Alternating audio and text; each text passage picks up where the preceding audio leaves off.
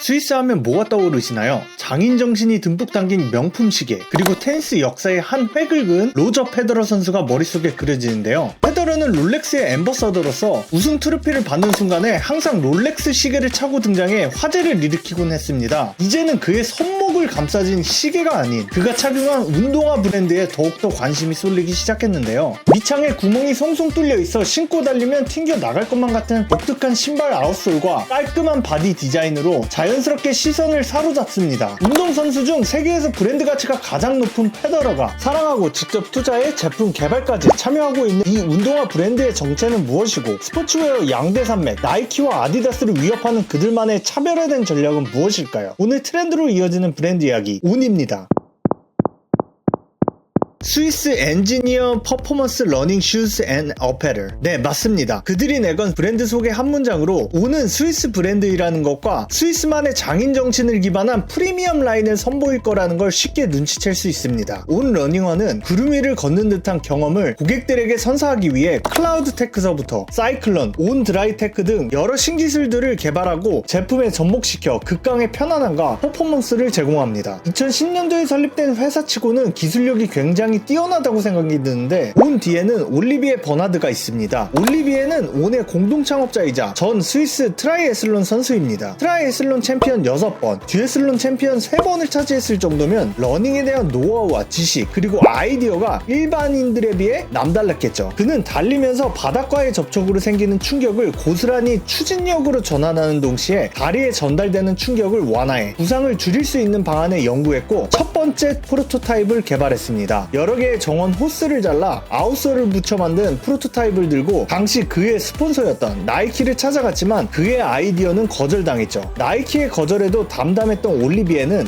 그의 친구이자 현재 온의 공동 창업자인 데이빗과 캐스퍼를 찾아가 우스꽝스러운 프로토타입을 보여주었고, 겉모습만 보고 냉담하게 반응했던 그들은 실제 신고 뛰어보고 이때까지 경험하지 못한 느낌을 선사해준 이 프로토타입을 더욱더 발전시켜 나갔죠. 프로토타입을 기반한 튜브로 구성된 아웃솔은 클라우드텍이라는 이름으로 온 브랜드만의 특허 기술로 재탄생되었고, 클라우드텍을 탑재한 러닝화의 기술력이 입소문을 타며 2019년 스위스 내 러닝화 시장 점유율 40%를 달성하기까지 했죠. 온 브랜드 설립 초기에는 마케팅보다는 제품 기술력에 전력을 쏟아부었습니다. 그들 역시 나이키 같은 대형 스포츠 브랜드와의 마케팅 경쟁에서 우위를 차지한다는 건 불가능하다고 판단했던 거죠. 클라우드텍에 이어 땀 흡수 기능을 최적화하여 신체 온도를 컨트롤하는 온 드라이 테크 기술을 개발해 다양한 애슬레저 어페럴을 선보였고, 재사용이 가능한 소재로 제품을 생성하는 사이클론 기술을 선보이며 ESG를 실천해 나가고 있습니다. 올리비에와 온 기업의 직원 모두 자사에서 출시한 제품들을 실제 신고, 입고, 뛰어보며 스스로 고객이 된 입장에서 객관적으로 평가합니다. 이러한 데에는 올리비에의 신념이 있었습니다. 그는 본인이 사고 싶은 제품을 만들면 고객들 역시 구매할 거라 믿으며 제품력을 최우선시합니다. 러닝테크로 스위스 내에서 승승장구하던 온 러닝화를 뒤에서 지켜보던 한 사람이 있었습니다. 네, 바로 테니스의 황제 로저 페더러였죠. 스위스 태생이었던 그 역시 자국 내에서 모든 사람들이 온 운동화를 신고 다니는 걸 보며 성장에 대한 가능성을 직감했습니다. 그래서 그는 직접 투자까지 하며 온 브랜드와 둘도 없는 파트너가 되죠. 팬데믹 기간 동안 페더러는 온의 엔지니어들과 동고동락하며 그가 가진 노하우와 경험을 바탕으로 최고의 퍼포먼스를 자랑하는 테니스화를 개발했죠. 그리고 그의 이름을 따서 더 러저라는 테니스화 프로덕트 라인을 새롭게 출시하며 온 브랜드는 글로벌 팬덤을 형성하기 시작하죠. 나이키, 아디다스, 뉴발란스를 상대로 글로벌 시장 점유율을 확보하기 위해서는 기능성은 물론이고 라이프 스타일 이미지를 구축해 대중화하고 여러 엘리트 스포츠 선수와 인플루언서들과의 대대적인 마케팅을 전개하는 건 선택이 아닌 필수였습니다. 이를 위해 온 브랜드 역시 여러 콜라보를 진행합니다. LVMH 그룹 소속의 스페인 명품 브랜드 로에베와의 콜라보뿐만 아니라 대한민국을 대표하는 패션 브랜드 포스트 아카이브 팩션과의 콜라보를 통해 기존의 온 브랜드의 프리미엄 이미지를 유지하면서 하이 패션을 접목시켜 기능성 러닝화에서 패셔너블한 러닝화로 진화하는 계기를 맞이하게 됩니다. 그리고 지난해 남수단 난민 신분으로 중단거리 육상 선수로 활동하고 있는 도미닉 로발루를 후원하는 온은 그의 이야기를 담은 다큐멘터리 영상을 유튜브에 올리기도 했는데요.